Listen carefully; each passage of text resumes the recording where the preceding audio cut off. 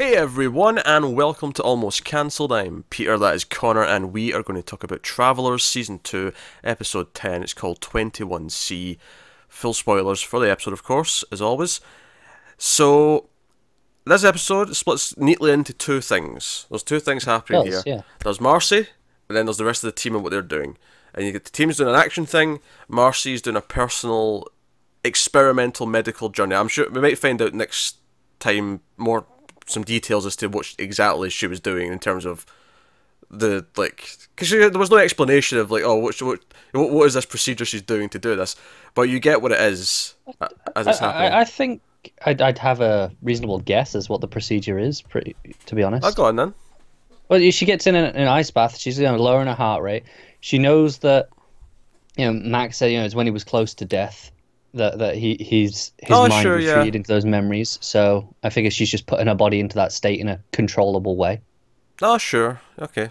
Fair enough. I hadn't really thought about it that much, but yeah, that makes enough sense.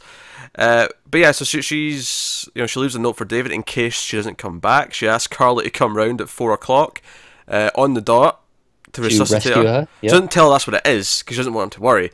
But she's like, no, come round at 4 o'clock. Come and get me.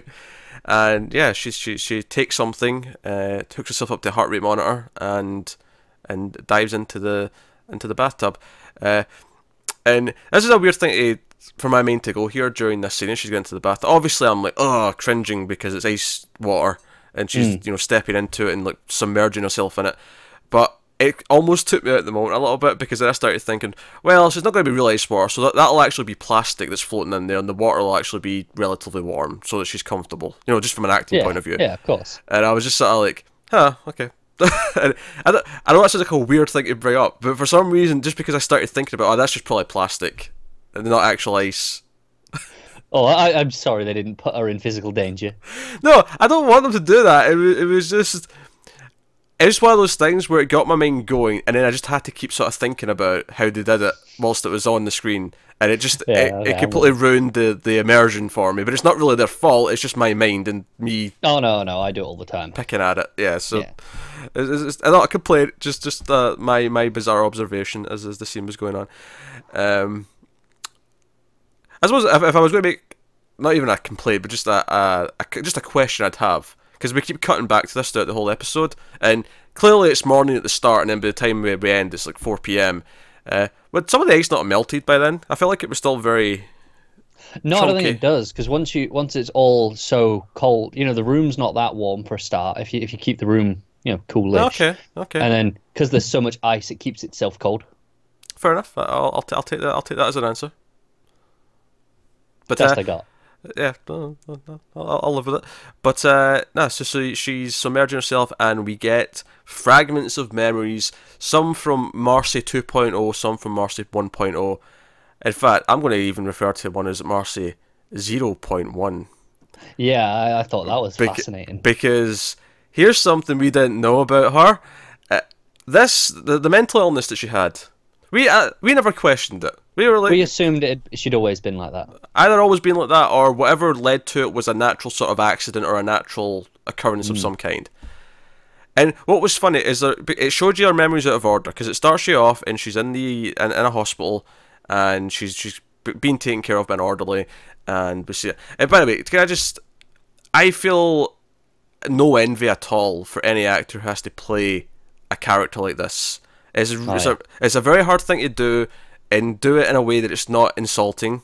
You're opening yourself up to judgment, aren't you? You are. The public. And I feel like she mostly does a good job here. And what's funny is I watched the movie, I was going to say earlier this year, it's 2018 now, I can't say that anymore. But I watched the movie in 2017 called The Evil Within, where the main character, was mentally ill. And it was one of the most insensitive things I have ever seen in my life. It was baffling, especially what the plot was as well. The Evil Within's the name of the movie. It was a movie made by a billionaire who was a reclusive person who spent 15 years making this movie. He died before it was finished, and then it was finally released in 2017 after it started filming in 2002.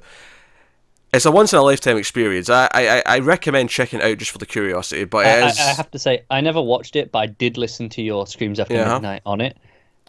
It sounds insane. It is. It's insane. It's a special kind of insane that only one madman with a vision can bring to life. Like, it has that, it's that room quality of the world of art. That this is special because this is not phony. This is not some fabricated thing. Someone believed in this bizarre thing and they poured their heart and soul into it, as misguided as it was.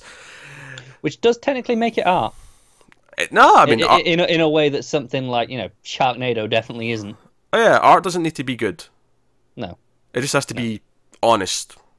Yeah, if it's genuine and like I say, someone believed in it, it counts. Anyway, so we see these memories with Marcy, and she's portraying Marcy pre-traveling, when she's still ill, and again, mostly I think a good job. I think there's one or two moments where I feel like, okay, I can tell that this is an actor playing this and not someone who's genuinely this way. But she does her best. She does a damn good job at trying. And we see, okay, she's got the order there. And here's the thing, the first couple of these, we see her, and then we see this other character who's kind of like, again, also mentally ill, but he's talking about travellers, and he's talking about... It's really clear. We're like, oh, he knows stuff. And he's talking about numbers. And then, like, she's taken for treatment. So, Dr. So-and-so needs to takes her for treatment, and he goes to treatment, and Vincent's there. And at this point in the episode, between these two scenes, because we're showing them out of order, we didn't see anything else here. We didn't see her before this started. I was like, okay, this isn't memories. This is, like, weird mishmash of, like, not a dream, but, like, different things she knows about kind of colliding, like, in her head. I was thinking that for the first couple of scenes. Oh, really? Okay. Because it was showing me these things, and there was so much going on that was like she knew about from the future, but stuff that was kind of from Marcy's past, and it was all. I was never on that. I was like, okay, no, these are memories from the start. It took me a moment where the first one is when she's already post treatment, she's a patient, and then it cuts to her as an orderly, and I'm like, oh, what's going on here? And it took me a moment, but once I realized, it doesn't do the orderly. Yeah, it doesn't do the orderly till after these two scenes, though. Is it not? No, you get multiple scenes with her. You get the scene with the Vincent, you get the scene with the guy who's like super, talking about traveller stuff. You get all that, and I think just on top of that, the tone of it, the sort of dreamlike quality of it, was making me feel like it was like, oh, we're doing like an insane head trip of an episode where she's like, messages are in there, but they're all kind of like contorted, and it wasn't until, like you say, it showed you her working there, and I went, wait a minute, she's working here now? She's fine? And at first I was thinking, oh, again, this is it messing with her head, and she's back to like being kind of a doctor again, but she's like still in the hospital. And then it became clear, it's like, oh no, Vincent does this to her. Maybe this just shows my mind's pretty boring, but I was taking this as memories at the base level from the start. I never considered anything else. I was like, okay, memories. I know, I was thinking, insane, David Lynch-esque head puzzle of like all these things colliding in her head. I think I was a little bit tired when this episode was starting, so I was just like, okay, memories. So I wasn't going anything crazy, but wait by the end, let me tell you that. Oh sure, when it started, I was like, okay, sure. But I was thinking that, and then of course you see her, I'm like, okay, and then it was like Vincent actually does it to her. I'm like, oh no, it's shown as out of order. These are just memories. She was fine. She was a fully functioning person, and then he did this, and the question then becomes, okay, first of all, what is he doing? So what's his goal here specifically? Yeah, we see he has a machine. He has a machine, he's doing something to them. He's clearly already worked on the other person who is a traveller, is from the future, right? And mentions that he built something like this in the future already. We hear those words. I don't necessarily think, like, does he know that Marcy's going to be a traveller? Or is this just coincidental, that he... I think it's coincidental. I think this is what I would guess this machine is he's trying to replicate the ability to send consciousnesses, because he makes a point saying, oh, we tried to restore all the brain, but it's not all there. We didn't put it all back, sort of thing. It didn't all go quite right. So I think he's trying to make copies of them to send. Ah, okay. All right. And he's using these as test subjects. Yeah, I can see that. Yeah, it says like test subject, it goes wrong, and then he's like, he pays off the dickhead orderly. If it was one thing I didn't like about these flashbacks, is that I thought he was a bit over the top. He was so hateable immediately. He was being like so awful to her in front of the other orderly, who was clearly trying to be a nice guy and trying to do his job properly. And it was just, it Yeah, was she's so, like, no, she's a person too, and he's like, yeah, I'll get you fired. Screw you. yeah, it was just so cartoony bad. It was just kind of, it was a little bit much at first. But yeah, he's like, yeah, pay people off, fire the ones who you don't think you can trust, in terms of people who will turn us in. And then it turns out that they just dumped them off at like the homeless, area of the city. And I knew we were going to run into David, and this is really smart plotting on their part, because just last episode we saw David like make his rounds in this kind of area, and what I really appreciate about that is that it did that without making it, without it feeling like, here, we're reminding you of this, that he does this because it's important soon. It didn't feel like that at the time. It felt very natural. because it was its own fun little thing. That is really smart writing, I think. Oh, yeah. Reminding us of things that we need to know for future events that are coming up soon, but without... Because I think some shows, they'll do it and really immediately go, oh, well, they're reminding us of that because it's going to be important in an episode or two. And that's okay. I get why they have to remind us, and it's usually pretty clunky. Yeah, it's usually clunky, and I really appreciate that this show, it kind of dances around that in a really smart way, usually. So I appreciate that. But she runs into David. We actually see David meets her. She's like just this strain. Again, like, if you want a heart from this episode, you want to see like proof why he's maybe the best human being on the planet. He sees that she's on her own. He sees that she's maybe in trouble. He finds her a place. He helps fill out forms and buys her the bag that she had a lot last season that she was walking around with, all that stuff.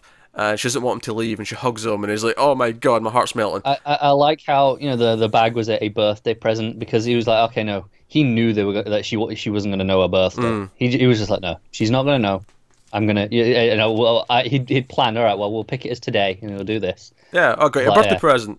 Yeah. Ta-da! It was like that's advanced planning. You're just knowing for a fact, like, no, okay, she's not gonna know. Let's go with that. What really got me, and we've kind of known this about David anyway, but we really got to see him on this episode in these flashbacks, just how he speaks to someone like this. Because obviously with Marcy, when the show started, she was already back to normal as soon as we knew her. Within the first couple of minutes, we never saw him interact with her that way. So just the way we talked to her, it was like he always, again, kind of like the orderly in the hospital, he always treats her with respect, he always encourages her, and he makes jokes, but it's never at her expense. It's always very kind of playful, and it felt very natural. He's very good at what he does. I don't know if I'd have that patience. I wouldn't be a dick like an orderly. I know I don't. But like I really appreciate that patience in someone, because I know I can't do it. I know I just don't have the patience. I'm too irritable. Yeah. See, I mean, forgetting anyone with conditions, see, trying to teach someone something and they don't get it as quickly as I think they should, my temper gets it's the same thing of talking to kids as well. Oh yeah, kids are awful. I hate kids. Yeah, I don't have the patience for this stuff. I'm just like, no, shut up. Just get on with it. Amusingly, kids seem to love you when you treat them like that, though. For some reason, you become their favourite person in the room to annoy, because they want the attention and you don't give it to them. The worst is when you're on like public transport and there's like a kid, like if you're on a bus or a train, there's a kid in like the seat behind you, and they'll like poke you in the back of the head or something. And you'll be like, try not to hit them, don't hit the kid, but they'll keep doing it because you're not making fun with them. So the point I'm making is I have great respect for everyone that patience, and David has it. Like he just like he's so good at what he does. Yes. And so he's really nice, and it has that sweet moment, and you kind of where she's drawing pictures of him, and then she gives him like some money back to get her a treat, because he's proud that she's reading the book quite well or whatever. And she holds his hand. He's like, "Hey, what are you doing?" He's like, "Oh, you're my boyfriend." And it's like, "Hey, no, like that can't be." And she looks upset, and he has to explain it to her, and it's like David, you're a saint. You're an actual saint. The moment that made me laugh is where he goes, no, it'd be inappropriate, and then he goes, yeah, I know, that's a big word. Yeah, and he has to sort of break it down, and he has to, but everything about it is so sweet, and you just like, if you weren't rooting for David before, you're goddamn rooting for him now. Yeah. And then of course there's like, it's out of order, but you see flashes where she's just been fixed and she's reading the newspaper, and he's just like, I think a miracle just happened. What's happened? I'd forgotten how much fun that was at the start of season 1, where he's just like in awe of like, Marcy, you're reading things, you're talking in sentences. You can do things. What's going on? What's happening? You've changed so much. Like all that stuff, and like and you see her in these various bits of time, and it's all very thing. But of course, the big thing. So all that stuff later on, sweet. The stuff earlier on is like, holy shit, Vincent was in her past, was in Marcy's past, and he's responsible for the way she was. And I don't think that she is completely aware of that upon waking up. I think it'll be the sort of thing where it'll click later, because it's the same way where the guy in the in the flashbacks was knew stuff about the past and or the future, more specific. Yeah. You know what I mean? His past, but the future. And obviously at the end when she goes to see David, because David's pissed. Because actually, my heart kind of sank because Carly comes in and finds her and resuscitates, and David walks in because Carly was late. She was supposed to resuscitate her like 50 minutes ago, and David comes in and he sees it. He sees the note, and obviously he's happy she's okay. But he's so like upset that she would even do this, that he might have found her like this. And Marcy's like in her head, she obviously doesn't say anything. She's kind of out of it. Yeah. But obviously, she had Carly come round so that he wouldn't find her. So that wouldn't happen. The way, because Carly says she needs a rest, and he's like, yeah, she does. But it's so cold the way he shuts the door. I'm like, you know what? I'm completely on his side. I get why he's pissed. Like they can't last. I get it, but it was like, oh man, is this going to be like a wrench between them for a little bit while he gets over what she's done? Luckily, she goes and finds him because she knows he feels bad, and we get a really sweet moment with the kiss. But she sees the drawing, and she's like, hey, who does this? It's a homeless gets around here. And I'm like, it's just again the idea that Vincent and his cronies have been dumping people out in the city like this. And I do wonder, is it the same one that we saw in her memory, or was there? I think so. I would guess. Yeah. It feels like I set up. So, but I feel like it's maybe more interesting if there's others as well. Like he's been capturing them in there and doing this to them. Maybe. My guess would. I think that is possibly true, but my guess would be this one would specifically be the one that we met, because I think it'll just pay off nicely. Play better, yeah. Yeah. But she sees a drawing which looks like their shelter, I think. I assumed it was a shelter as well. Yeah. Yeah. What he's drawn. So I thought it was really cool. But it was kind of like how she didn't really think of that until she saw the drawing, and it triggered the it was like, oh yeah, he was in my memory. Like, it was kind of like. So I think there'll be a moment coming up where it'll sort of like click for her and she'll remember Vincent, and it'll be like, oh wait a minute guys, we need to talk about this. Yeah. Something's going on, something fishy. It's definitely in there now though, and we know that she has some awareness of it, even if she's not consciously aware of it yet. Yeah, interesting to see where this fits in the timeline. Like, how long was she ill before, Traveller Day? Yeah, it can't have been too long, because obviously she looks pretty much the same. Yeah, age-wise she's not that similar. I'd say maybe 2 years tops. A year or two at most, yeah. Something like that. From when David finds her, a year or two tops. Yeah, that would be my guess. But, no, fascinating stuff. And I think, I kind of like that we've not seen Vincent in a while. I like that because it was a nice surprise when his face just popped in. When I realised it was him, when I heard his voice and he pops in, and I'm like, oh, there's that glorious bald head. But it gives them this presence where they're keeping him off screen, like, what's he up to? What's he doing right now? They've been keeping him hidden. Yeah, even this, we're just seeing things he's done in the past. We don't know what he's doing now. Yeah, and it feels very sinister. The fact that he's experimenting people and he's not caring that they're being left in these states, like, that is just super sinister. It's super dark. It is. So, no. It builds up him. Gives a lot of really, really sweet David Marcy moments. David especially, I think, got some great moments in this episode. And she seems to be back. She's the all, like, she's the full Marcy. Okay, I was going to go more convoluted and say she was the post-crisis Marcy, but yeah, that works too. That works for everyone. Only DC Comics fans will get post-crisis Marcy. Yes, yeah. I get it, but let's play for everyone here. Yeah, we've retconned so everything's canon. In her head. Yeah, that's essentially what we've done. So that was obviously the main plot of the episode. That was the exciting stuff, I think, for the most part. Not that I didn't like the other stuff. The other stuff was fine. It was some fun action stuff. Interestingly, I thought that's for most of the episode. I was like, oh, this is nice, and it was sweet. But it wasn't until the emotional core at the end that it hit me. Whereas the other stuff, I was like, oh, I'm really into this. I like the other stuff, but I think I was always into the Marcy stuff a bit more in this one. I feel like it was teasing more interesting things. It was not to say that this doesn't tease anything. So the rest of the team are basically called in to help Hall's team, because Hall they basically kidnap this kid. The director freezes the other kids from the future, and they take this kid, and we know that they're probably there on a mission, so it's not a bad kidnapping. Well, that's it, because if they hadn't frozen the other kids, I'd be questioning it. But because the kids are frozen, it's like, right, I know this is from the director. Yeah, it's director approved. And they try and not just take her by force at first. They try and convince her to come. Because he's like, oh, I'm Agent Hall, blah, blah, blah. He's got a badge. And they end up having to take her because she won't go right away. Rightfully so. Bunch of strangers. It's like he's not dressed like an agent. Like I'd be questioning it as well if I was that kid. I'd be like, yes, he flashes that badge very quickly. I could be a toy badge. You know, I seen Jingle All the Way again over the Christmas period, and you know, there's a scene where Schwarzenegger has a toy badge. He just flashes it up really quickly to sort of like sell that it's a real badge, and I'm like, yeah, it's one of these moments. But anyway, probably. So yeah, the team's called in to assist them with tactical. Basically, people are coming for this kid. Presumably faction members. They don't really tell us anything else. I think they kind of mention it's faction because you know they go, oh, why do the faction want them? Yeah, that may have been a line, but there was never anything really deep about who it is. It's just, no, we have to protect this kid, people are coming. Yeah. What I really liked about all this stuff, actually, in terms of the action point of view, I like the idea that as soon as they get stepped in front of a camera, the director could take them out for them. That was a really interesting idea. I like that a lot. Because the whole thing, because they obviously they meet at a diner, some come, they take out some tactically, but then the director gets the last one.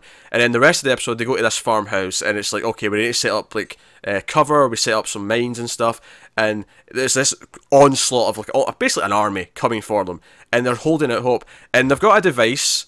I wonder if we'll get some more into this in future as to how this works, but they've got a device that actually makes it impossible for the director to use the cameras in the nearby area to do anything. Yeah. I wonder if it's simpler than we think and it just scrambles the cameras. Yeah, it could be as simple as that, where they can't see anything on it. But basically, what I like is tactically, they actually set up a camera so that the director can help them. Like they're like, no, we'll make sure that the director can see them and can do it the usual way. And sure enough, so the mission ends up becoming like, you know, this jamming device. Like it's like, no, Trevor, get there with a grenade and take that thing out. His football skills finally coming into use. Yeah. So no, really good fun stuff from an action point of view. Of course, the interesting thing lore wise here, mythology wise, is that this little girl is going to grow up and she was going to run for president. She was going to run to be the 53rd president of the US. But she didn't win in the original timeline where they came from the future. However, now things have changed, and apparently it was always a close race. Like it was almost, it was like one of those close elections. And apparently now with whatever's changed, now she's going to win, and she's going to be the better option, and that's why we have to protect her. So I think that's really fascinating. It's fascinating for a number of reasons. Did they mention she was the first female president? I can't remember.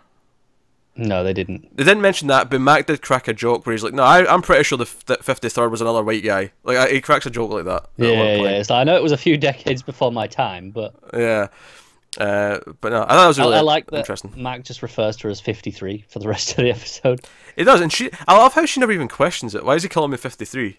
Yeah, it cracked me up. Because later on you find out that travellers are now our parents as well, that our parents were going to die trying to protect her, so that's why they're travelled into. Yeah. So they can keep an eye on her, obviously, for the rest of her life. But I like that whole thing at the end where both Mac and Hall like, hey, you better raise that kid right now, because you can mess this up and she'll turn out to be different. yeah, don't screw this up. Yeah. That's a heavy job. And you get to a point towards the end where Mac and Hall, because throughout the episode, Mac is not happy he's working with them. He's again, there was a lot of F-bombs in this episode because he just didn't want to be around them. It's like, because at one point, Hall puts his hand on his shoulder. He's like, "Don't effing touch me." Yeah. He's like, he's so pissed. But at the end, they shake hands and it's like, okay, right, we've got our mission.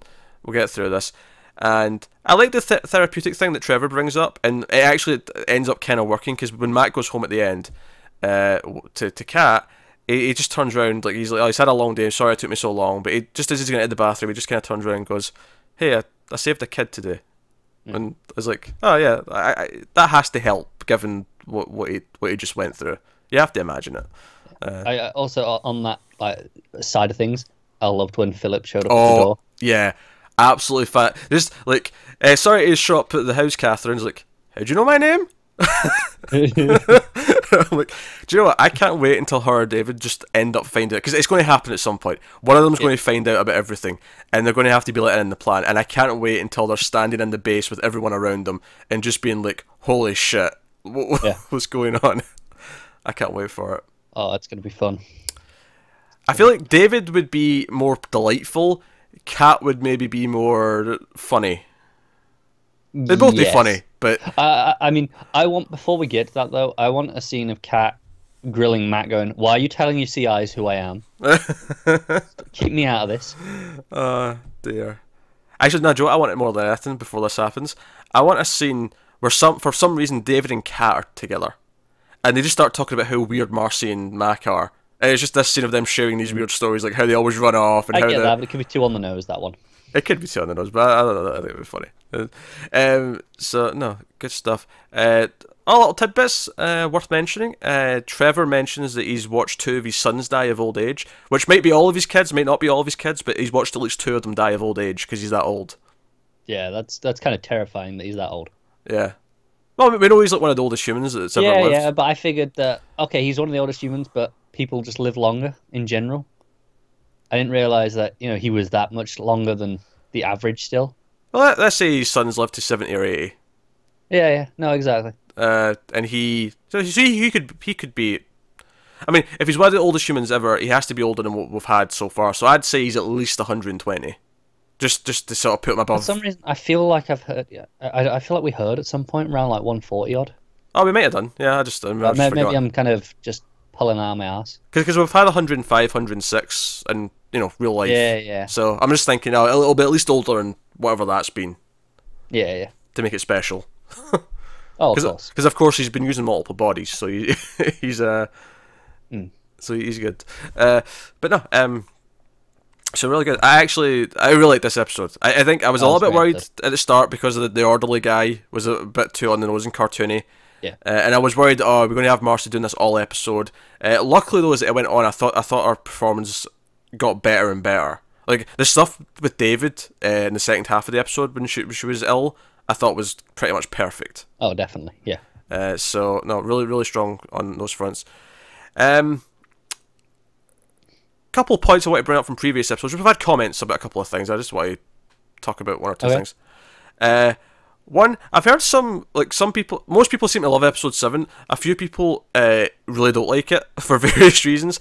But one of the things that I keep seeing is people are like, oh, well, they're in a parachute. They could cover a lot of distance before they land. They could, parachute their way halfway there maybe or whatever. And I think the obvious answer to that is there's no good landing site nearby. Actually, a better answer than that, though, is that they all live underground in the future. None of them have ever parachuted before. So I would argue that they just wouldn't have the skill to drive it, if you will. I mean, maybe. I mean, they've obviously trained on the simulators. They had to have. Yeah. Otherwise, they're just crashing. I don't know. Honestly, I don't see it as a big deal, but some people keep bringing it up, and I'm like, whatever. Yeah, that's fine. Other one, based on some stuff we said in the last episode about the director possibly remembering the previous timelines when it's making its choices. I agree that that's not necessarily a dead cert, and I think maybe a better way of putting it is not so much that it remembers the previous timelines, but maybe in its processing and its system, it has a way of working out what probably was the previous timeline just based on data. Yeah, I think it has to know to a degree, because if it sent someone and it's gone, no, this was your mission. Well, it has to have that in its records that it sent someone. Yeah, well, potentially, because if someone goes back, right, and they're doing a part of history and they sort of log in the past, then in the new timeline, the director will know they're there because they've logged in the past. Right. I'm just thinking, all right, okay, the director sends them back to do a mission, assuming they complete their mission. Otherwise, if he didn't remember anything, he'd never know he sent them to do a mission. Well, no, he'd know they sent them, like what I just said there, because they've logged in the past. Yeah, but he wouldn't know what he sent them to do. Oh, sure. Unless they informed him from the past. It wouldn't matter, though, right? Because think about it. They send someone back, they do their initial mission, and then he just knows they're there in the past, so they're there to send more, send messages to do more missions. I think where it gets murky for me, and where I think there must be some kind of keeping track of it in the future, is in episode 7 when they were sending people back and it kept saying failure. It's like, retry. And like, well, eventually it has to succeed. Yeah, and it has to know that it succeeded. That was, yeah. But then again, does it have to know it succeeded? Because then it just wouldn't have the reason to have the mission in the first place. It would just be erased. Sure, but then you'd have questions of why have we sent everyone back? That would come up, right? Okay, why did we send this person back originally? Does it need to know that? I mean, I don't know. Maybe. I don't think it does need to know that, because, I mean, like, he just knows they're there to be used. I get that. I feel though, if you're trying to change the future, you can't do it one mission at a time. You have to have a game plan. So you have to be, okay, no, we need to do these events are key things that need to be changed. Yeah, yeah. There's the grand plan. They always talk about that. So Yeah, I don't know. I mean, maybe just every time like something's changed in the past, the first thing that was on the grand plan just isn't there anymore because naturally maybe. it wasn't I there. think a bigger argument to it must know some stuff is, Philip just got all this information of potential alternate timelines, so it must have a way of Oh yeah, obviously keeping track of. that was the reason why we started talking about it last episode. Is because Yeah. what are these ultimate timelines that he's getting glimpses of? And our number one theory right now is that the director, at the very least, predicts what outcomes are going to be, and that's what he's seeing. Yeah, it's either predictions or it's facts that the director went through and then changed something.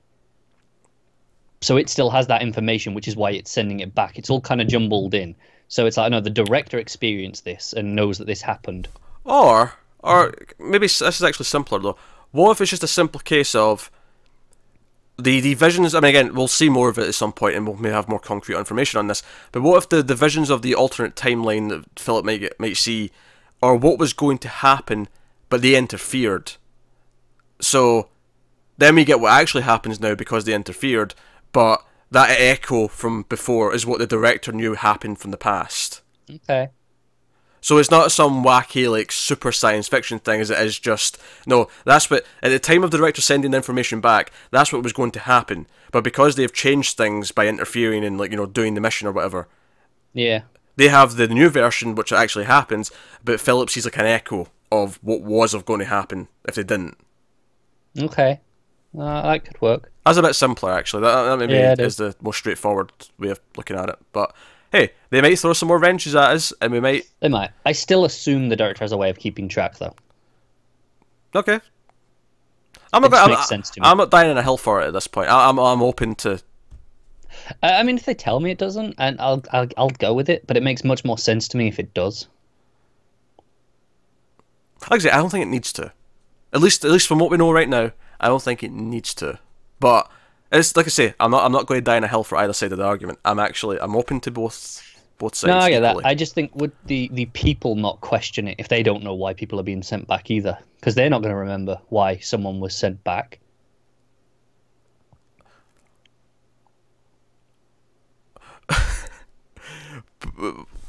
Well, do they not start questioning the director, going, "Why are we doing this? This is." I mean, maybe they did. Maybe that's part of how the faction formed. Well, maybe that's why... Well, yeah, that. But maybe that's why Protocol 1's a thing. You just have to believe in the grand plan, because no one can really know what the whole thing is, because every time they change something, parts of it kind of get erased from history. Yeah, yeah. Okay. That's why you have to have that faith in it, because you have to believe that when it was started, that it was the plan that was right. Yeah, okay. So there's a bit of faith there, because every time you do something over, parts of it get lost to, like, alternate timelines and so on. Okay, I'm with you. It's a fascinating conversation. Like, It is. there's a lot of things to talk about. We can't have any definitive answers at this point. No, so we'll see what they throw at us throughout the rest. You jumped in. I was going to make a dodge and a wrench joke because I said that we're going to throw wrenches at us. You've made like 3 of those this week.